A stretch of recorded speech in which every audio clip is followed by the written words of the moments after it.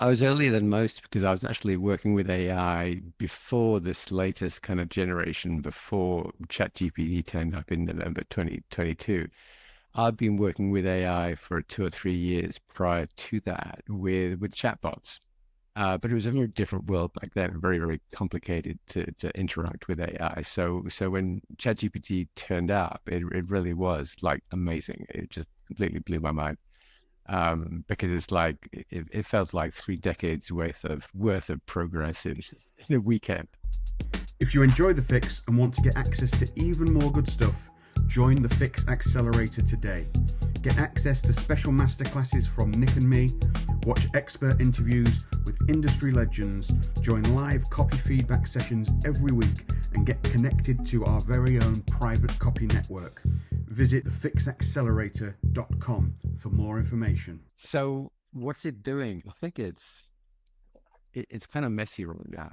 Um, I think the impact is definitely there if you go to the kind of basic simple tasks, like writing descriptions in catalogs, or hey, even writing tweets and things like that. It is as good as or better than people. So if you go to a platform like Fiverr, which is typically, perhaps younger or kind of not top tier copywriters, no disrespect, but they're charging $20, $30 for a gig. That part of the market has already been eaten up and digested by AI. I mean, the value of Fiverr as a company is absolutely plummeted, because people are just getting AI to do those tasks rather than going to platforms like Fiverr and spending 20 or $30. So yes, it's already having an impact. So I kind of see it two ways. There's a real kind of carrot and stick here. If you take the positive view and you look at what these models are capable of, and it is remarkable what they're capable of, then you can lean into this and you can take your own skills and craft as a copywriter and actually kind of augment and improve on that with these tools. The stick is the fact that as these models become more capable, that kind of tide will rise, and it'll go beyond just being as good as humans at writing catalog descriptions and tweets, and it'll start eating away at other things that we think only us special humans can do. Um, so yeah, there's a little bit of a race on, and its impact is all over the place. If you look at WPP, the world's largest agency group, they already signed a deal with Google to use Gemini across all of their agencies, including Ogilvy, iconic agency names like that, where basically designers, copywriters are being told, okay, this is the new normal. You will work with these models. Um, and it's not just WPP. I mean, agencies, marketing groups, there's a lot of automation going on out there. So I think we're in a very transitional stage. We're in a very messy stage. I think a lot of copywriters are slightly confused. Some are defensive, saying that, oh, only a human can write copy. I would argue with that because with the right prompts, I've seen these models create some remarkable content and copy. So I would encourage all copywriters to lean in and learn this. And one of the first things, one of the first tasks is that whole issue of prompting. When somebody says, "Oh, the output from these models is disappointing," maybe they're using GPT-4 or Gemini or Llama or Claude 3 or whatever. My first question is, show me your prompts, because people are just putting in a 10-word prompt, and then disappointed by the output. So I say, hey, look, if you were briefing a copywriter on a product you want them to write an email series on a product, and the brief was 10 words long, how good do you think that copywriter's work would be? And it's the same with these models. If you want good output, you have to create good input. You have to give them a brief. You can give them 1,000-word brief. You can put in context and examples, take it up to 10,000 words in the brief, and just paste it into that context window. So if you work it right, this is you can really do. Hey, you can also increase your productivity massively as a writer by doing research and brainstorming and ideation with these models. Sure. I I'm was going to say rambling. this. I'm rambling now. No, it's fine. It's fine. You're speaking to the convert as well. I agree with everything you're saying. I think there's kind of two sides to it that maybe we dig down. Um, there's that side where you talk about the productivity, the augmenting it, the using it, better prompts, and uh, finding ways you can lean in, you can use it to help your own creative practice, your own career as a copywriter, which I think makes sense, and that's certainly something we've been advising people to do. But then I guess the warning, and you say like the kind of the stick element of it is that it is going to improve, it's going to get better, it's going to get stronger, and it is a rising tide in the sense that it's already replacing the kind of the lower level tasks, Right. the Right. lower level copy. The way to get ahead of that is by understanding it, using it, leaning into it, but also by increasing your own, not increasing isn't the right word, but like improving your own practice and leveling yourself up. Would you agree with that? I get the feeling that's where you're at. And in that respect, how do you go about doing that? How do you put yourself above AI, above its capabilities? So, okay, a couple of things. First of all, there's a wonderful book called Cointelligence by Ethan Malik. And he has a fantastic newsletter and Twitter feed. And the book is called Cointelligence. And when he writes about it, he talks about these models with a certain amount of respect, as if they are a co-intelligence with which you work. And people kind of bristle at it, saying this isn't intelligent. And they're right, but they're also kind of slightly wrong. I have a friend, and I'm sure you know her, Anne Handley, who's a writer and a speaker and an editor. I've known Anne for over 25 years, and she's an outstanding writer, one of the best. And she wrote a newsletter recently where she talked about how she uses Claude 3 when she's writing her new book. And what she does is she writes a section of a chapter, and then she'll pass it through Claude 3 and say, hey, what do you think? Is this smooth? Is there anything here that people might not get? Could I make improvements? Which I find remarkable. And she goes on to say that she never uses these models to write because she says, that's what I do. That's what I enjoy doing. I don't do it to write. But what she's using it for is basically the role of a senior editor. So here she is. She's like a world-class author. And she's asking this model, what do you think? Where would you improve this? So as if she were talking to a senior, editor at a large publishing house. So that's when we talk about co-intelligence and the kind of recognition of the strength of these models and how they can help. That's what I'm talking about. In terms of rising above, and again, I probably wouldn't frame it like that, but I know what you mean. There are certain things that we do still that these models cannot do. So I'm going to look at this in two ways. One is that in my past, back in my agency days, I had the role. I started out as a copywriter, and then I became a creative director at a couple of agencies. And my task as a creative director, one of my tasks was before anything went out the door, I would look at it and ask myself, is this good enough? Is this the best we can do? Because that's one of the tasks of a creative director, to be that filter at the end. What's happening now a lot with the automation of marketing, and I get it, it's irresistible. The more you automate, you can produce tons of copy and content at a prodigious rate at an almost zero cost. But the trouble is, all this stuff is flying off the end of the production line of this kind of, this content or copy factory. But there's nobody at the end of the factory line. There's no creative director applying human judgment and expertise and experience saying, is this good enough? Does this reflect well on our business and our company? Is this are there mistakes here? Is there a tone of voice here that is not the voice of the company, not on brand for the company? And I'm seeing a lot of examples where there is no human in what we call the human in the loop. There's no human in the loop who actually, presses the red button on the production line and says, no, that should not go out. So that's one part of where the application of human judgment and expertise, like if you have experience as a writer or a copywriter, You can look at stuff and say, hey, that's good or that's bad. And that's not happening. It probably is, but it's not happening much. The siren cry of automation and zero cost is almost irresistible. The other thing I would say is when it comes down to emotion and emotional intelligence, the way we interact as humans emotionally.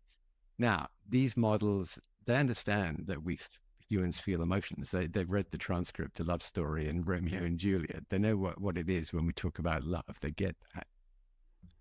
But there is a limit. They really don't get the nuance. They don't get the story. They don't get the sensory experience. Like GPT-4 has never eaten ice cream, never stubbed its toe, never fallen in love, never had a pet die. So you can read about stuff, but it can't get, it can't feel it. And that, when I look at the output, the output from these models is remarkable, but it does lack the sensory experience of being human. And a lot of that is tied into emotion and laugh. Hey, it's never laughed in a bar together with friends, with mates after work. There's so much in the human experience that these models read about, but they don't get it. They can't get it because they have no sensory experience in the real world. They have no emotional experience in the real world. So that is one of the things that I do. Like I will use these models to the max, because in terms of, and hey, there are things where I've asked this model, hey, how would you improve on this? And I've pasted in some of my own writing, and it has. I've been writing professionally for 45 years. And there have been times when these models, I look at the output, I've asked them to improve on what I've written. And I look at it, I think, man, that is better. That's better than what I wrote. So incredibly capable. But again, there is this limit. There's this limit to their understanding of the human condition. And so very often I'll get a first draft out of these models. And then I'll say, you know what, I'm going to start this with a story. I'm going to put in an anecdote. I'm going to put in I'm going to open with a very human element, emotion, something that will appeal and touch people emotionally. Hey, and you know this. You're a copywriter. You work for Agora. You know how powerful emotion is in terms of engaging and getting attention and even converting and everything. So, like I say, AI can do that to a degree, but it can't do it that well. The other thing I would say, and it's a combination of that creative director thing and the emotional thing, is when I look at really, really great advertising from over the years, and those headlines, those ads, and then I look at the output from these models, like none of them create award-winning advertising.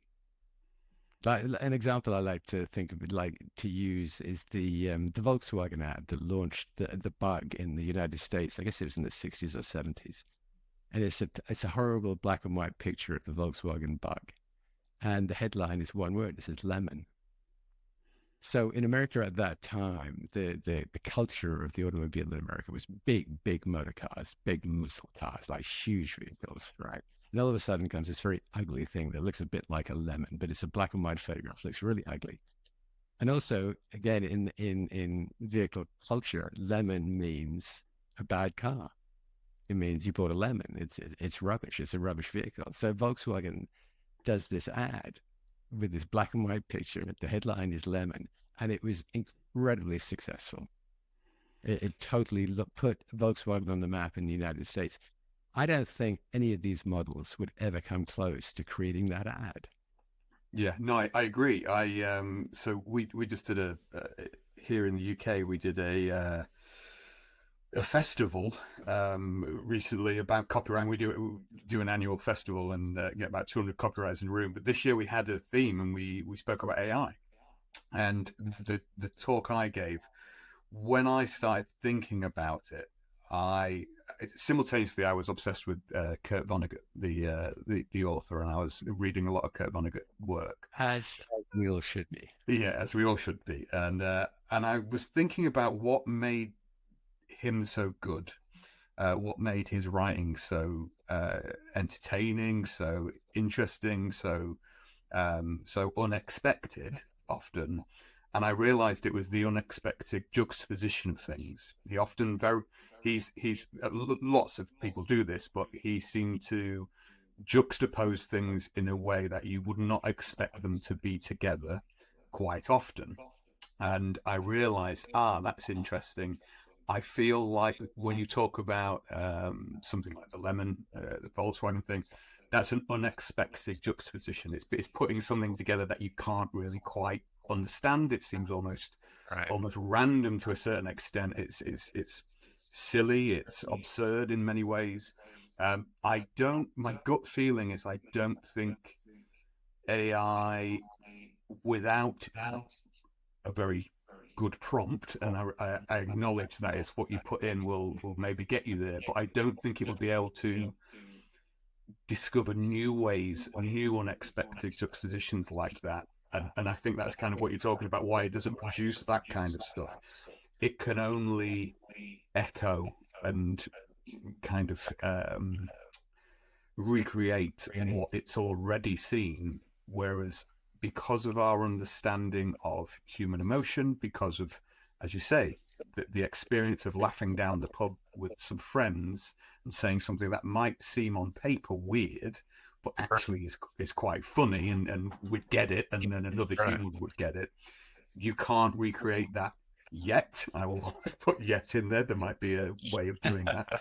But I think that for me was the big standout, where it's like, that's the bit that you can't recreate yet. And that's why ultimately, I know, kind of bumbling around saying, but not to put yourself above AI or thing, but the human, the emotional intelligence, that's the thing that gives a copywriter their edge over that kind of stuff. And that's what I've kind of taken. It sounds like what you're saying, really.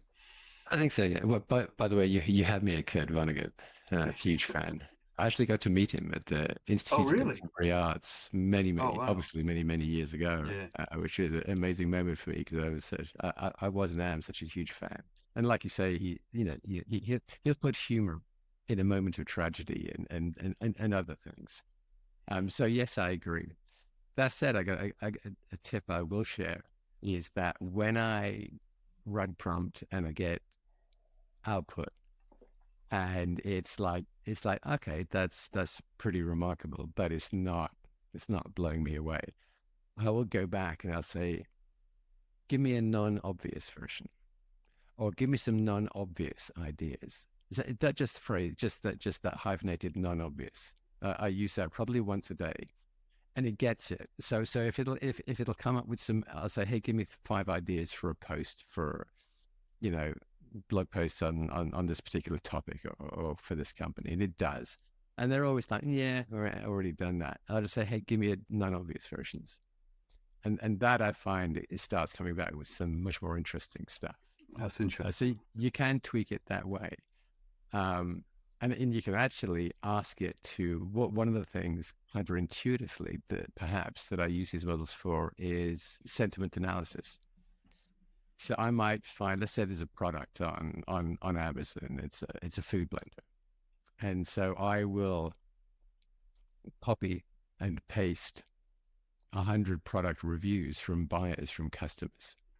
And if you're some other company, you may have reviews, you may have transcripts from customer service, you may have interview transcripts, case studies, things like that. So basically, you just gather together as much as you can that's been in the customer's voice. So in the case of this blender, it's going to be customer reviews on Amazon. I paste them into GPT-4 and I say, based on the following, please conduct a sentiment analysis on this product. And it comes back with the positive and the negative that reviewers have talked about.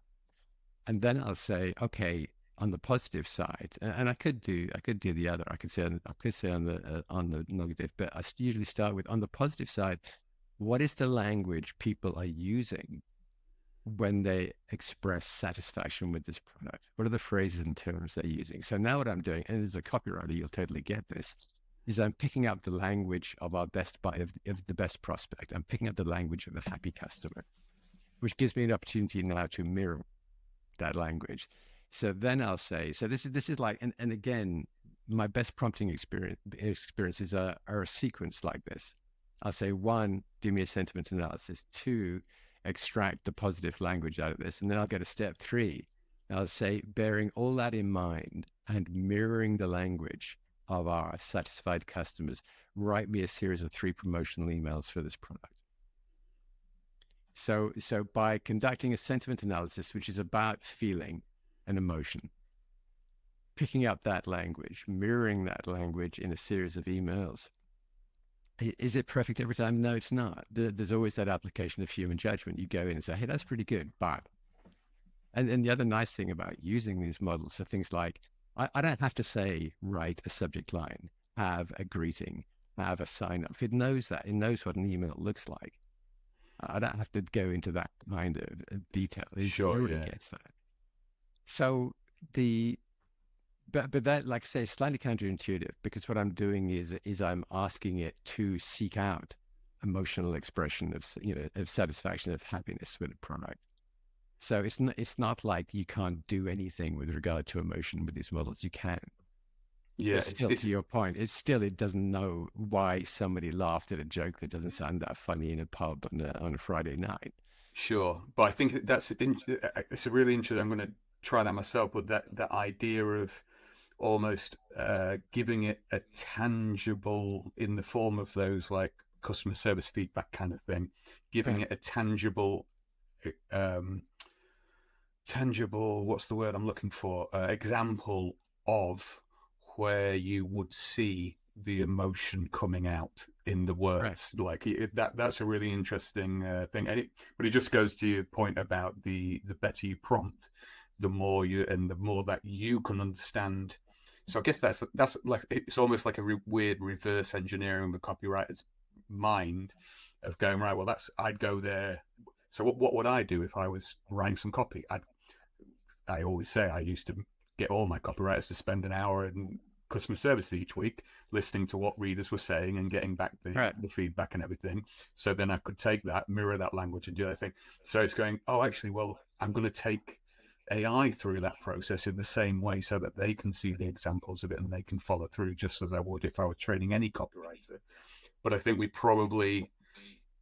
I guess many people will probably be quite lazy and just go, oh, it can do that, can it? Yeah, go on then, rather than teaching it and like flowing through. It is, and it's like I say it like, oh, okay, this is what I do, but it is remarkable, because let's say I printed out 100 customer reviews from Amazon or 100 case study interviews from some B2B company, and I laid them out on the floor. The human mind is very, very limited in its ability to look at 100 or 200 or 1,000 reviews and analyze and summarize that. We can't do it. These models is what they're best at, like analysis of huge dumps of data. It's what they do really, really well. So it really is a remarkable thing. And to your point, the same as you, whenever I'm teaching copywriting, I say, look, your first task, your first job is to listen. Because if you don't know who you're talking to, how do you know what to say? You got to listen before you write. And this is like listening on steroids. And I've worked with B2B companies where I say, hey, do you have any kind of customer interviews? And they like laugh. There's thousands of them over the years. And they're just sitting in some file somewhere, some database. And they've never done anything with them because for the human brain, it's almost an impossible task. But throw that into one of these models and man, you can, Yeah, no, it's interesting. It's really interesting. So we're talking about AI. We're out in the, well, we're certainly in the present. We're probably in the future to some extent. But just for viewers who aren't familiar with your work, Nick, you've been here for a long time. You've been. I was reading when you actually started. You started writing copy in 1979. That's a long time ago these days. Fashionable advertising and marketing off Oxford Street in London. There you go. But that's a long time. It's a long time. I wondered, obviously, what's we're talking about something that has changed hugely, and that's the advent of AI and all this stuff. But I wondered what else. What have you seen that over that time? always been a constant for you in terms of copywriting? What are your kind of, I've found the longer I've been doing it about 20 odd years now, but like you start getting your kind of your top 3, your top 5 things where it's like, I always tell people to read stuff aloud. I always try. What's been the same, your kind of touchstones that you've kept hold of throughout that time writing copy? Wow. I think the fundamentals of the craft of writing to sell or inform or engage have remained the same. I don't think the fundamentals of copywriting change. It's because because we're speaking to human nature and then how humans make decisions. And it's like I tease people sometimes and I ask them, why did you buy something? And the answer to my mind is always exactly the same, is you buy something to make yourself feel good. Whether it's a car or a jacket or a book or a beer or whatever it is, when it comes down to you buying it to make yourself feel good.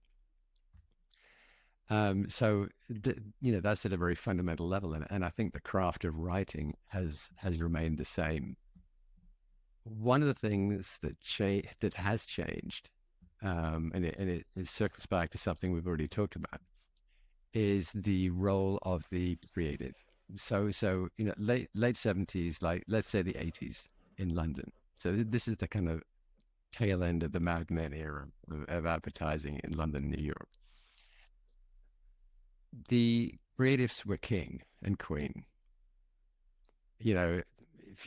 Abbott Mead Vickers, first name Abbott, David Abbott, was the copywriter.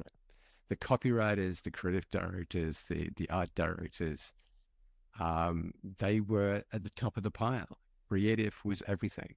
The D&AD awards each year, like all that stuff. It was all about creative. And it was an amazing time for creative advertising. I remember myself and others we'd line up to go to the cinema, and we wanted to get there early because we didn't want to miss the latest Benson and Hedges advertisement, because they were so good. They were so good. So creativity was king, and the creatives were the highest paid people. That has over time has been changing. It has become, advertising is much more driven by kind of data, and this has been happening like for 2 or 3 decades, and it's now got to the point where I'll walk in. There's a friend of mine locally who has a kind of small agency, about 30 people, and they don't have a creative department. They use a freelance copywriter. They have kind of a designer in-house who does everything, the website, social media, advertising stuff, but they don't have a creative department. They don't have a creative director. So partly it's nostalgia, partly it's kind of pragmatic, is I think that is something that hasn't remained the same and has changed. I think the value of great creative is constant. But I'm not seeing it. Maybe it's just because I'm a grumpy old man and I look at advertising and TV and I think, my God, we would never have let that out of the door. That's awful. That's pedestrian. It's boring. It's cliche. It's flat. It's just like bad design, bad copywriting, bad story. Maybe it's just me, but I don't think so. I think the quality of the creative in advertising has been in decline. And I think with the automation that comes with AI, that will accelerate even more. There will be even less of that high-end creative human input. But when I look at that, part of me thinks, opportunity. So one of the things I talk about when it comes to AI is I talk about the danger of the sameness trap. So if different companies in the same market are using the same top 20 prompts with the same frontier models, and they're using the same templates, they're going to end up selling the same, which makes no sense at all for a brand, a company. It's the last thing you want. You want to differentiate. You want to be different. But if you're using these models in the same way as everyone else, you're inevitably going to sound a little bit the same. So I think things will circle back a bit, where companies recognize that deeply human creative input becomes the differentiating factor. Is yes, by all means, use these models to the max, but then bring in high-end creative. Yeah, I hope that's what does happen. I don't think it is that you're a grumpy old man, although I don't know what the cutoff point is for grumpy old man, but I'm certainly getting to that point. I think you're in Montreal now, are you? You're across in Canada. So I'm in Sheffield, I'm in Yorkshire, which is a very different world and different place completely. But I can think of at least 2 agencies here that, again, don't really have that creative team in the same way that once upon a time the creative team would have led the company. In London, I am familiar with many agencies that are like that. They tend to bring in, especially copy, the words, if you like, but also with design and stuff a little bit. They tend to bring, in my experience and what I can see, they bring that in later in the process. It is hired out. It is freelanced out, and therefore it comes later in the process. And I think often it comes at a point in the process where it's almost too late to make a difference, because all you can do is do the words. And if people see it as do the words, if copywriting is just the words, rather than being part of the creative ideas and thought and strategy that goes into it, then you kind of you shooting yourself in the foot before you've even begun, kind of thing. And I wonder if the time you talk about when you had the creative people leading the company, and not necessarily leading the company as like they're number one and they are king or queen kind of thing, but they're part of the fundamental team, then I think at that point they would have been earlier in the process, which is why we probably saw creative linked with strategy. Whereas now, because the creative is like, oh, and then we'll do something creative. So we'll follow we'll do the numbers, we'll go to that target audience, we'll run that particular cost per acquisition on this thing, we'll do that, blah, blah, blah, and then we'll do a creative idea, and that's just, oh yeah, we'll do one of them, because it's fun to do creative idea. But I think if it's at that point, if it's the end of that chain or around that area, you're already led by so much of this stuff that you can't really, if I suddenly went, well, what if we did that, but in this way, they go, oh no, we're already along that thing. I wonder if that's partly one of many reasons why we have that problem, and there's a lower creative output these days, maybe. But again, it might just be me by being paranoid. But also, there's a very different mindset. Like, so when I started out, I was paired with an art director, or as it's known over on this side of the pond, designer, and we would literally share a desk facing each other across this table. And we were like a married couple in the agency, the copywriter and the art director. He was great, Peter Smithman. He was older than me. He was so good. He taught me so much, and he taught me like all kinds of stuff. But we were like, if we had an ad, I did a lot of print ads early on. We had a print ad to do. We had like a month to do a print ad. We'd play around with stuff. We'd get a lunch for longer than we should have done and drink more than we should have done. We'd come back for a bit. We'd scribble ideas, and like we had time. We had time to really kind of play around, and we had time to do the job right. Like Peter used to say to me, look, there's 3 stages to any project we're going to do. One is we're going to give the client something that is of a quality they expect. 2, we're going to make it even better. So we always give them something better than they had hoped for.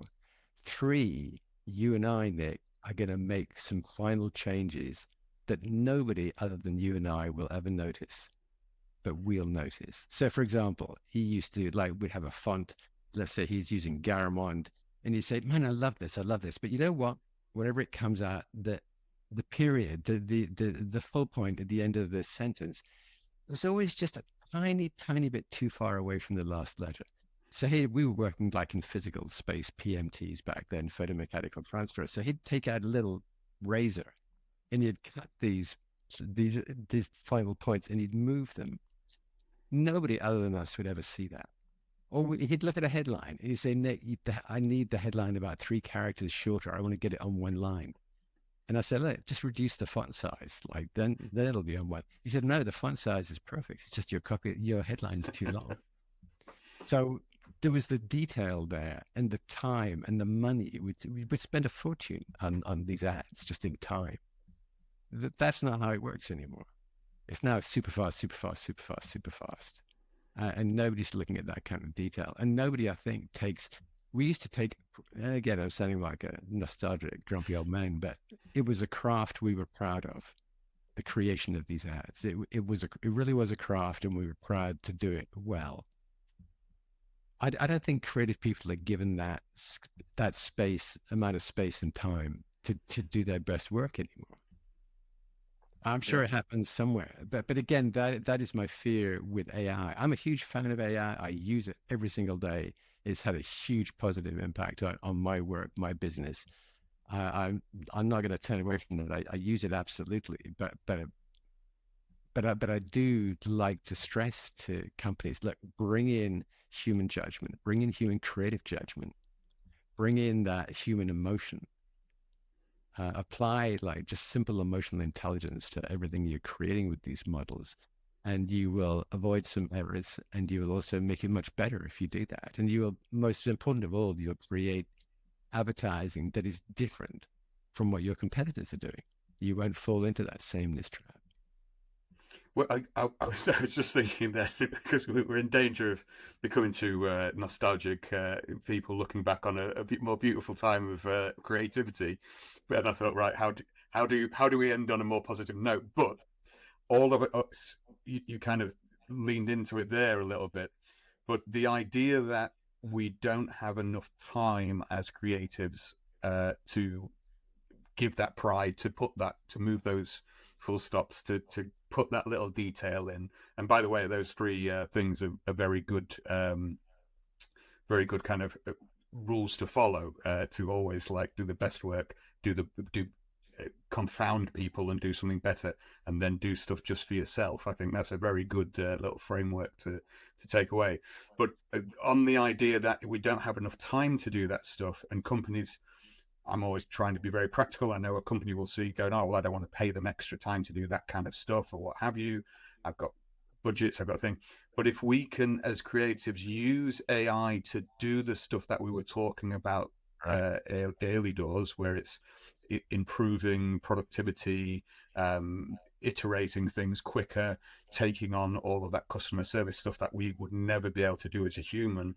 If we can use that to save time there and reduce costs there, then we can, instead of reducing the costs, we can keep the costs the same maybe, but then actually it means we can do more of the creative. We can take the time to do the good stuff and to take pride in and really push our creativity as far as we can, because we don't need to worry about all of that other stuff. So rather than seeing AI as an enemy or fearful of what it could do and how companies might abuse it, actually what we can do as a copywriter, as a creative, is go, right, okay, I know how you're going to think about that, but I'm going to present something completely different, which is we can do all of this, but we're actually going to put my skill into the creativity side. We're going to take more pride in this stuff.